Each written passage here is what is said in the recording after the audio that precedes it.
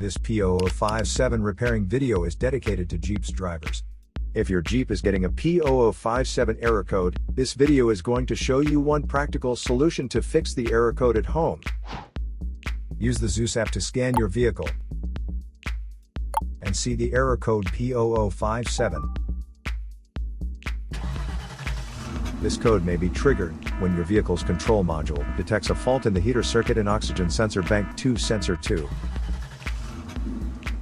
Here are one of the most practical solutions to fix Jeep's P0057 error code. Method A, the oxygen sensor. This oxygen sensor is located right after the catalytic converter. Bank 2 is on the side with the cylinder number 2. Sensor number 2 is usually the downstream oxygen sensor behind the converter. Visually check the oxygen sensor's electrical connections, wire harness, and metal tabs for any damages. If damages are found, then replace the oxygen sensor.